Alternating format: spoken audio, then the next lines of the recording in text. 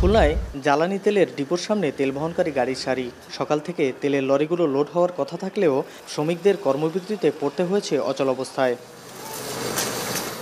খুলনা বিভাগীয় tank lorry শ্রমিক ইউনিয়নের সাধারণ সম্পাদক আলী আজমকে গ্রেফতারের প্রতিবাদে এবং মুক্তির দাবিতে কর্মবিরতি পালন করছেন ট্যাঙ্ক লরি শ্রমিকরা। খুলনার পদ্মা, মেঘনা ও যমুনা অয়েল ডিপো থেকে জ্বালানি তেল উত্তোলন বন্ধ রাখা হয়েছে। এতে দক্ষিণাঞ্চলের 16টি জেলায় বন্ধ রয়েছে জ্বালানি তেল সরবরাহ।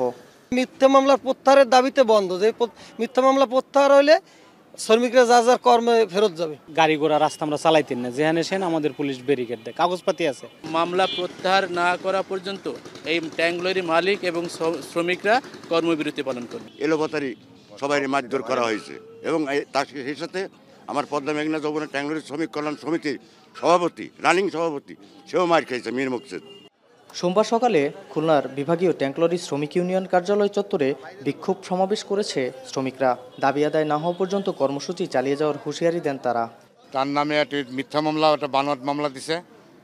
সাধারণ সম্পাদক সহ আমার ক্যাবিনেটের 4 জন নেতা আছে, তার ভিতরে আমিও আছি।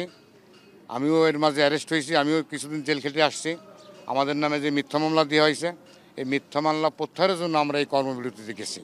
এদিকে ট্যাঙ্ক লরি শ্রমিকদের কর্মবিরতিতে জ্বালানি তেল নিয়ে সংকটে পড়েছেন পেট্রোল পাম্প মালিকরা। নগরীর বেশ কিছু তেলের পাম্পে তৈরি হয়েছে সংকট।